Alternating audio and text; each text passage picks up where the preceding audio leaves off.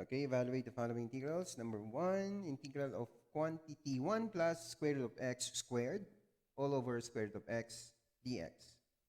Okay, solution. So, copy muna. So, quantity 1 plus square root of x squared over square root of x dx. This is also equal to the integral of quantity 1 plus x raised to 1 half, then squared. O, itaas na natin tong square root of x, no? Gawin natin siyang x raised to negative 1 half dx. Okay? So, we let u equals 1 plus x raised to 1 half. Then, du is equal to 1 half times x raised to minus 1 half dx. Okay? So, kailangan natin dito na mag-insert ng factor, no? So, copy lang muna ulit. So, dito. So, 1 plus x raised to 1 half squared times x raised to minus 1 half dx is equal to the integral of u to the n du. Okay? Ito yung u, ito yung du. And n is yung 2, yung squared. Okay? So, 1 plus x raised to 1 half, n is yung 2, du is 1 half x raised to minus 1 half dx. Okay? So, i-compare natin yung dalawa. So, meron tayo ditong 1 half. So, kailangan natin mag-insert ng factor dito sa labas, no? Yung reciprocal nitong 1 half, which is 2, para mabalance natin yung integral. Okay? Yes. So, pwede natin gamitin yung u to the n du, which is u to the n plus 1 over n plus 1. Okay? So, the answer is equal to 2 times, ito yung u, no? So, 1 plus x raised to 1 half, then squared yan, plus 1. So, 3 over 2 plus 1, 3 plus c. Or this is equal to 2/3 times quantity 1 plus x raised to 1 half cubed plus c. And this is the final answer. Okay? Yeah, madali lang.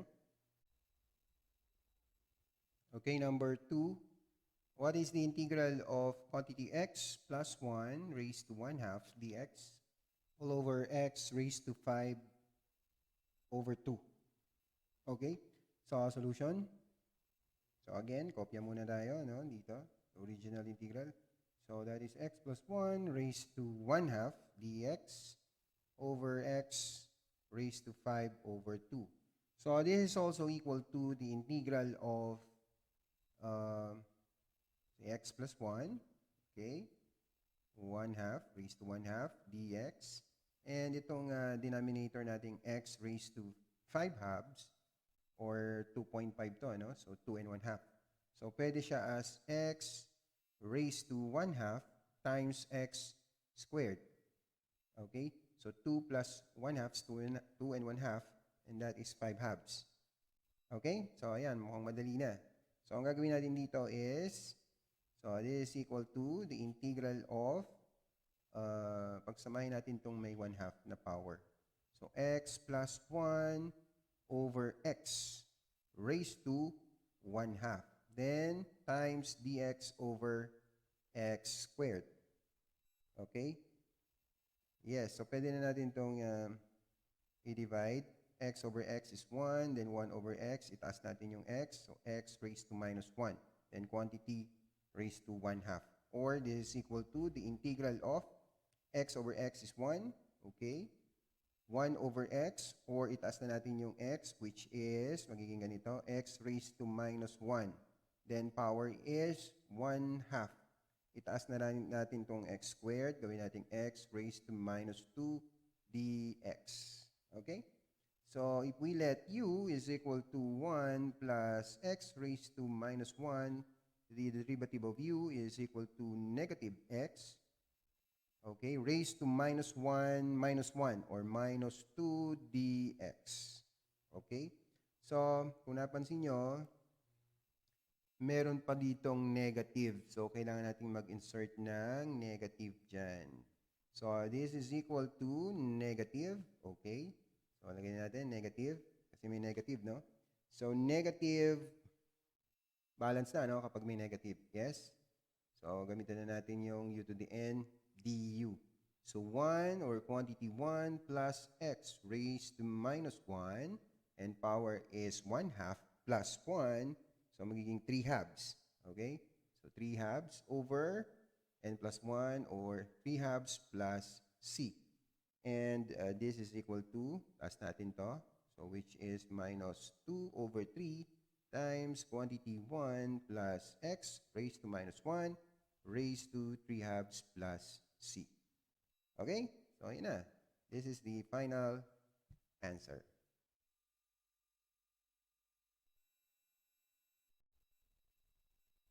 Okay, number 3.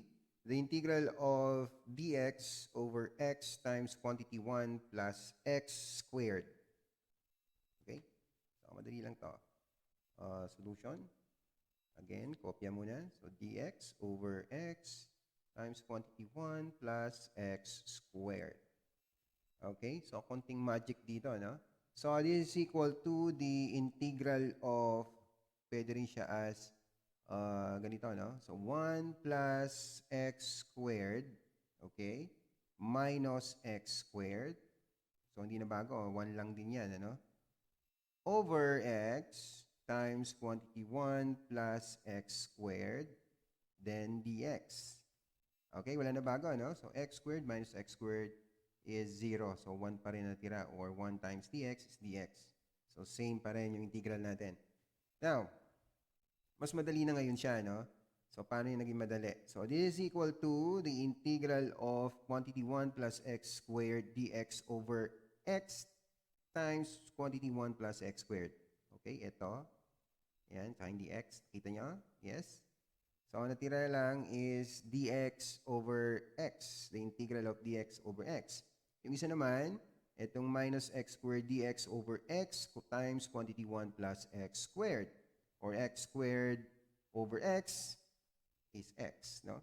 So, minus the integral of x dx over 1 plus x squared. So, di ba? Madali na, no? So, what is the integral of dx over x? Okay, ln x. Okay. How about this one? Ito, yung x dx over 1 plus x squared. Okay? So, if we let, dito na lang, no? If we let u equals 1 plus x squared, du is equal to 2x dx. So, meron pa ditong 2. So, we need to balance the integral by inserting the reciprocal, no? So, maglalagay tayo ng 1/2. So, mangyayari dito is du over u. So, mangyayari dyan is the integral of 2x dx over 1 plus x squared. So, since meron 2 dyan, mag-insert tayo dito or maglagay tayo dito sa labas ng reciprocal, no? Nung 2 which is 1/2. Since balance na yan, du over u yan. So, ln, no? So, minus 1/2 ln of 1 plus x squared plus c. Okay? So, yun na. This is the final answer. Okay?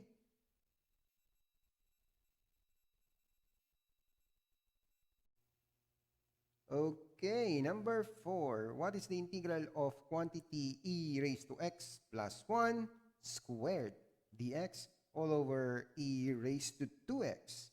Okay, solution. Again, kopya muna. So, quantity e raised to x plus 1 squared over e raised to 2x dx. So, this is equal to the integral of, expand natin to. So, e raised to 2x plus 2 times e raised to x plus 1, okay, times dx all over e raised to 2x. And it is equal to the integral of e raised to 2x over e raised to 2x is 1 plus 2, okay, e raised to 2x over e raised to 2x is 1 over e raised to x or e raised to minus x. Itinaas na natin, kaya naging negative, no? Okay? Ganun din dito. 1 over e raised to 2x is e raised to minus 2x times dx. And it is equal to the integral of dx plus 2 times the integral of e raised to minus x dx plus the integral of e raised to minus 2x dx. So, ayan, madali na, no? Okay, what is the integral of dx is x. How about this one? The integral of e raised to minus x dx is negative e raised to minus x, no? So, minus 2 times e raised to minus x. And how about this one? So, ito, so e to the u du, no? If u is minus 2x, du is negative 2 dx. So, meron tayong negative 2. So, lagyan natin ng reciprocal sa labas, no? Para maging balance na integral. So, minus 1/2, diretso na, no? Minus 1/2 times e raised to minus 2x plus c. And this is the final answer. Okay? Yes. Another problem, number 5. What is the integral of sine x times quantity 1 plus cosine 2x squared dx? Okay, ito, medyo may konting trigonometry dito, no? So, recall muna, no? Recall. Cosine 2x equals 2 cosine squared x minus 1. Okay, gagamitin natin yan. Okay, kopya ulit muna tayo dito sa problem natin. Sine x times quantity 1 plus cosine 2x squared dx. So, lagyan na natin yung identity, no? So, this is equal to the integral of sine x times 1 plus, lagay natin to yung cosine 2x dito, no? Yan. So, plus 2 times cosine squared x minus 1. Okay? Squared dx. So, minus 1 and plus 1. So, cancel na yan.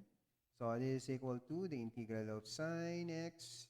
Ano natira? So, 2 squared, no? 2 squared. Lagyan natin, no? 4. Then, cosine raised to 4. Okay. Cosine raised to 4x dx. Okay? Yes? So, ilabas na natin itong 4. Constant naman yan. So, sine x times cosine raised to 4x dx. Ayan, mukhang madali na, no? Okay, ano gagawin natin dito ngayon, no? So, if we let u, yung cosine, no? Cosine x, du is, derivative of cosine is minus sine x dx. So, meron siyang negative. So, para maging balance, insert tayo ng negative din, no? So, this is equal to, diretso na natin, no? Negative lang naman kulang. So, ano to? Power formula lang to, no? Okay, so minus, okay, minus 4, okay? Then, cosine of power plus 1. So, 4 plus 1 is 5, okay? Over x. Then, 5, no? 4 plus 1. Plus c, or this is equal to minus 4 over 5 cosine of 5 or raised to 5x plus c. And this is the final answer, no? Madali lang, no? Ang kailangan mo lang dito is yung, yes, this one, yung ating identity. Yes? So, madali lang. Okay? Number 6. What is the integral of x raised to 4 dx over x squared plus 1? Okay, solution. So, we have here x raised to 4 divided by x squared plus 1. X raised to 4 over x squared is x squared times x squared, x raised to 4 plus x squared times 1, x squared, subtract, minus x squared, minus 1, okay, minus x squared, minus 1, subtract, okay, 1. So, plus 1 over x squared plus 1. Okay, yan na. So we have here the integral of x raised to 4 dx over x squared plus 1 is equal to the integral of quantity x squared minus 1 plus 1 over x squared plus 1 times dx. Okay, so is now equal to integral of x squared dx is x cubed over 3 minus x. Okay, then what is the integral of 1 over x squared plus 1? Okay, plus arc tangent of x plus c. And this is the final answer. Okay. Okay, number 7, the integral of x times sine squared x dx. Okay, pwede rin siya as ganito. No? So, x sine x times sine x dx. Parehas lang, no? Okay, now, if we let u, okay, equals x sine x, du is equal to udb plus bdu, no? Alala pa, no? udb plus bdu, two functions.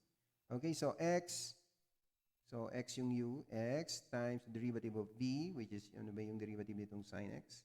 Cosine, no? Cosine x. Plus u or vdu. So v naman. So sine x, then derivative of x is dx, no? So times na lang natin dito. Quantity. Yan, dx. Parehong may dx yan. Okay, then yung dv natin is equal to, alin? Sine x. Okay, sine x dx. So integrate. So v is equal to, okay, integral ng sine is minus cosine of x. Okay, so as you can see, integration by parts to, no? Okay, sige, tuloy na natin. So we have here x times sine squared x dx is equal to, ano nga yung ating integration by parts, yung formula natin? That's ub minus the integral of v du, no? Correct? Yep. Okay, sige. U is this one. So, x times sine x. And v is ito, minus cosine. Minus cosine x. Then, minus is the integral of v du. So, minus cosine of x. So, v du is this one. So, x cosine x plus sine x dx. Okay. So, ang gagawin natin? Tuloy natin, ha? So, minus x, sine x, cosine x. O, labas na natin to, negative, negative. So, positive na yan. So, integral of, i-distribute na natin to or multiply na natin yung cosine x. Okay, so magiging x times cosine, okay, cosine squared x, plus sine x, cosine x. Okay, don't forget the dx. Yan. Okay? Yes. So, ang gawin natin dito, so, tingnan muna natin mabuti itong ating problem. Okay? So, itong cosine square x, pwede natin siyang gawin as 1 minus, ito, lagay natin dito as 1 minus sine squared x. Yes? Okay, tingnan natin, no? So, this is equal to minus x sine x cosine x plus, okay, plus the integral of x times quantity 1 minus sine squared x. Okay, hiwalay na natin. So, dx plus the integral of sine, okay, sine x cosine x dx. Okay? Yes? So, ito, pwede na rin nating ihiwalay, no? So, minus x sine x cosine x plus, so, hiwalay na rin natin yung x dx, no? So, integral of x dx minus the integral of x sine squared x dx. Okay? Plus the integral of sine x cosine x dx. Okay, so ulit ko na ito yung ating problem, no? Integral of x sine squared x dx. As you can see, magkatulad doon, no? So, ilipat na lang natin, transpose. Magiging 2 na yan, no? Okay? So, magiging 2 times the integral of x sine squared x dx. Yan. Okay? Now, ito muna. Tingnan natin to. Sin x, cosine x. Pwede rin siya as identity, no? So, 1/2 sine 2x. Okay? So, pwede, no? Yes. So, pwede. Ito rin. Ito rin yan. No? Pwede rin yan. So, 1/2 sine 2x. Okay? So, tingnan natin. So, minus x times 1/2 sine 2x. Okay? And what is the integral of x dx? X squared over 2. Okay? So, x squared over 2. Okay, minus, okay, 1/2. Then, meron ka pang factor dito, no? Yeah? So, 1/2. So, magiging, meron ka ditong factor na 2 kasi cosine u du. Diba? Negative cosine 2x times 2dx. Correct?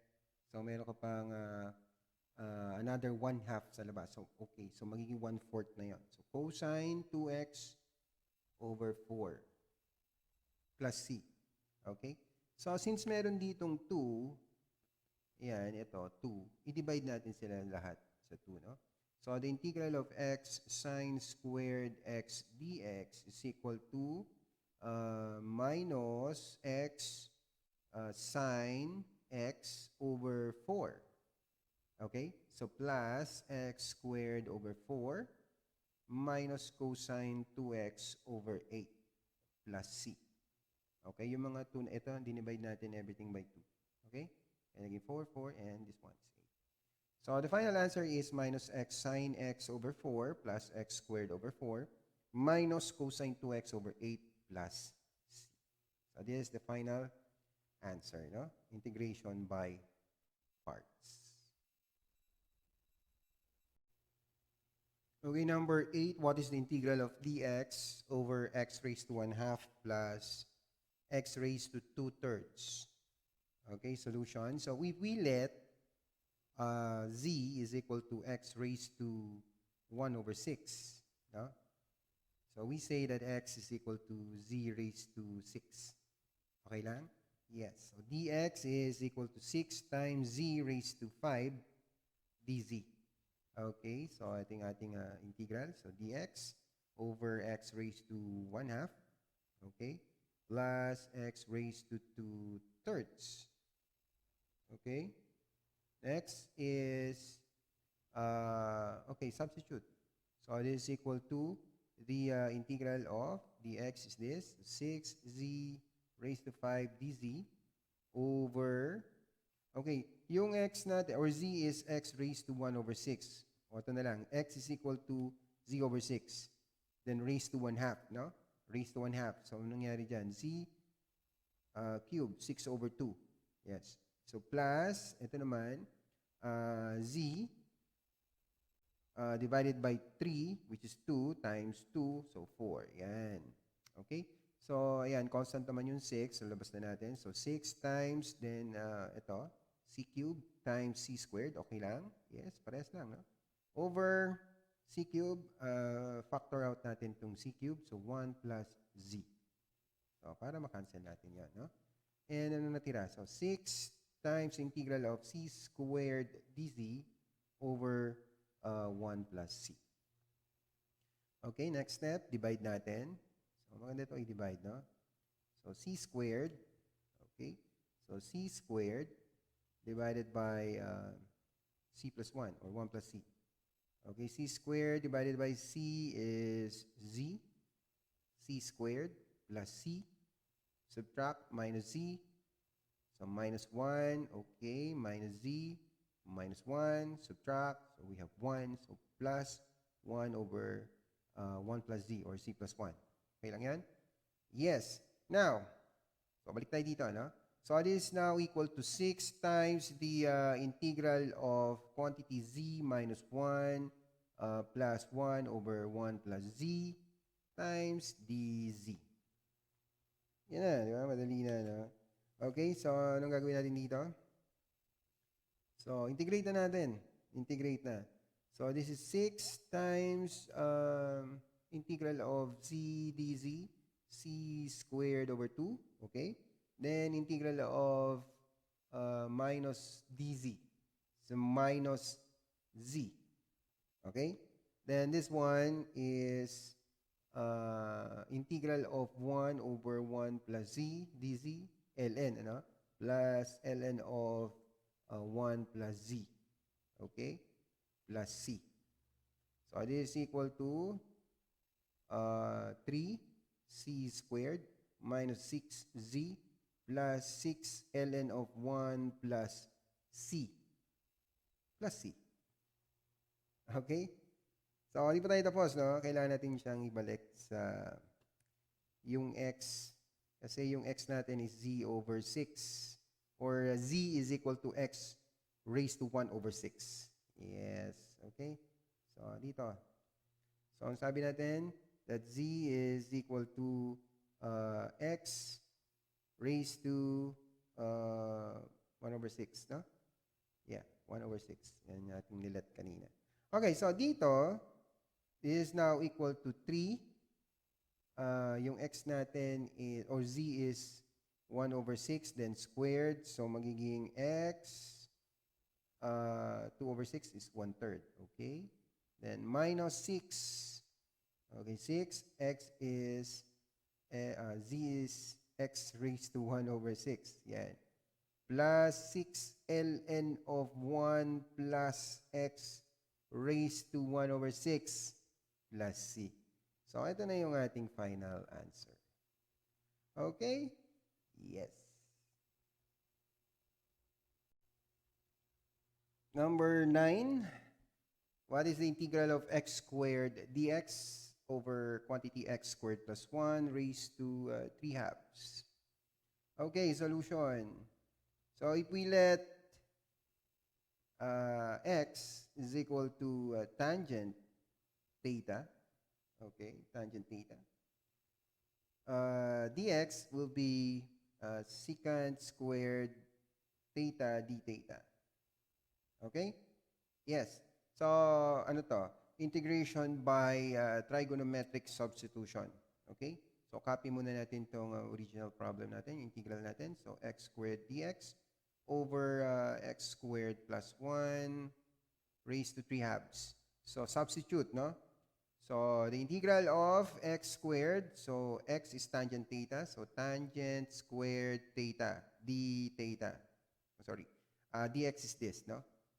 Yeah, dx is secant, no? Secant, yan, secant squared theta d theta. Yan. Over x squared, so tangent squared theta plus 1, then raised to 3 halves. Okay? So, this is now equal to tangent squared theta, secant squared theta d theta. And tangent squared theta plus 1 is secant, no? Secant squared theta. Then raised to 3 halves. Okay na? Yes, so the integral of tangent squared theta. So ito ay secant squared theta raised to 1 to, no? Ito namang nasa baba is raised to 1 and 1/2. So, subtract natin. So, matitira sa ilalim is positive 1/2. Correct? So, magiging ganito, no? Over secant squared theta raised to 1/2 d theta. Nasundan, no? So, ito ay itong secant squared theta raised to 1. Then, itong nasa denominator is raised to 3 halves. So, 3 halves minus 1 is 1/2, no? 1/2. So, square root of secant squared theta. So, this is equal to, tangent squared theta d theta Square root of secant squared theta is secant theta. Yan. Okay? And 1 over secant theta is cosine. Yeah? So this is equal to the integral of tangent squared theta, 1 over secant is cosine. Yes, cosine theta d theta. Yan, mas mukhang simple na, no? Okay? So, pwede ba natin itong i-simplify? We know that tangent is equal to sine over cosine. Yes? So, this is equal to sine squared theta over cosine squared theta times cosine theta d theta. So, makakabawas tayo ng isa pa. So, we have, ano natira? So, sine squared theta d theta over cosine theta. Yes? Okay. So, paano gagawin natin dito? Okay. Yung sine squared theta, pwede rin siya as 1 minus cosine squared theta. Tama? Identity ulit, no? So, d theta over cosine theta. So, this is now equal to, so the integral of d theta over cosine theta minus the integral of cosine squared theta over cosine. So, cosine na lang. Cosine theta d theta. Oops. Ulitin natin yung d, mukhang partial derivative. So, yan. D theta. Okay na? So, madali na, no? So, ito naman, this one, pwede siya as secant ulit. Balik natin, no? Secant theta d theta. So, minus cosine theta d theta. So, what is the integral of secant theta d theta? So, binigay ko na ito yung formula, no? Doon sa naunang video, no? So, this is equal to ln of secant theta plus tangent theta. Okay? And the integral of cosine is sine. So, minus sine theta plus c.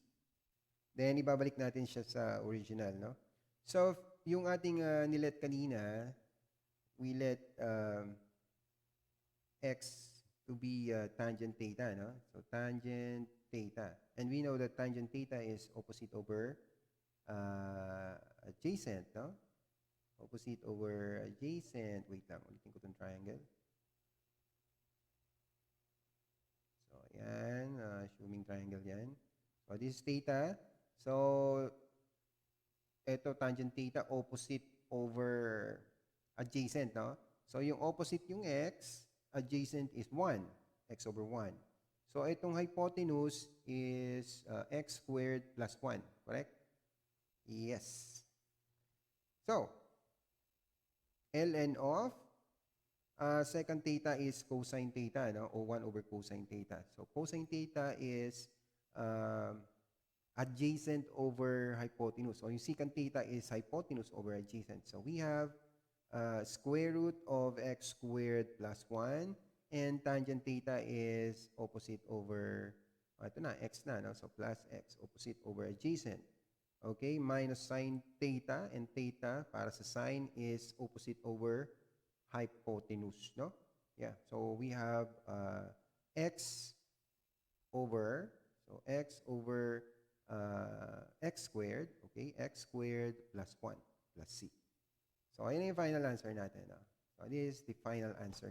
Using integration by trigonometric substitution. Yan. Madali lang, no? Okay? Yes.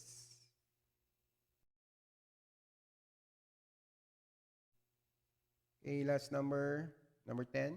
The integral of x squared minus 5x plus 7 dx over x cubed minus 3x squared plus 4x minus 12. Okay, by reduction to partial fraction. Yes? Partial fraction then squared. O, sige, tingnan natin ito, no? So, this is equal to x squared minus 5x plus 7 times dx. Factors, itong denominator is x minus 3 and quantity x squared plus 4. Okay, so reduction tayo. So, partial fraction. So we have x squared minus 5x plus 7 over x minus 3 times quantity x squared plus 4. So this is equal to a over x minus 3 plus bx plus c, okay, over x squared plus 4. So I want you to solve a, b, and c. Then, pause nyo muna yung video. Then, balikan nyo ako dito, no, kapag na-solve nyo yung a, b, and c. Algebra lang to, no? Partial fraction. Okay, so ayan, na-solve nyo na. So, a is 1 over 13, b is 12 over 13, and c is minus 29 over 13. Yes? Okay. So, balik tayo dito, no? Sa original integral natin, which is quantity x squared minus 5x plus 7 dx over x cubed minus 3x squared plus 4x minus 12 is equal to a is 1 over 13 over x minus 3. Okay. So plus bx 12 over 13x minus 29 over 13. Ito yung c. Over x squared plus 4. So times dx. Okay. So, madali na to, no? Yeah? Yes. So, pag-ibalay natin, no? Ganito ang gawin natin. So, ito ay masasolve na natin. This is 1 over 13 ln of x minus 3. Ito naman dalawa, pag-ibalay natin. So, plus the integral of 12 over 13x over x squared plus 4 dx minus 29 over 13, okay, integral, over x squared plus 4 dx. Okay? So, dito, ln din to, no? Du over u. So, ang du natin is 2x. Tama, no? So, kulang tayo ng 2. So, maglalagay tayo ng 1/2 sa labas. Okay. So, this 1 over 13, ln of x minus 3. So, meron tayong reciprocal na 1/2 sa labas. So, 12 over 13 times 1/2. So, magiging 6 over 13. So, 6 over 13 times ln of x squared plus 4. Okay? Then, how about this? Itong isa naman dito. This is 29 over 13, or constant naman yan, labas na natin, it's 29 over 13, ano? So, 29 over 13 times the integral of 1 over x squared plus 4. Okay? Ano yun? Arctangent, no? So, meron tayong u over a. So, meron tayo dito na 2. So, meron pa tayo sa labas na 1/2. Okay? So, times 1/2. Lagyan natin dito. 1/2 times arctangent of u, yung x, over a. So, 2. Yan, plus c. So, the final answer will be 1 over 13 ln of x minus 3 plus 6 over 13 times ln of x squared plus 4. Okay? Then, minus 29 over 26. Yeah, 26. Arctangent of x over 2 plus c. So, ito na yung ating final answer. Okay? Yes. Perfect, no? Okay, 100 points.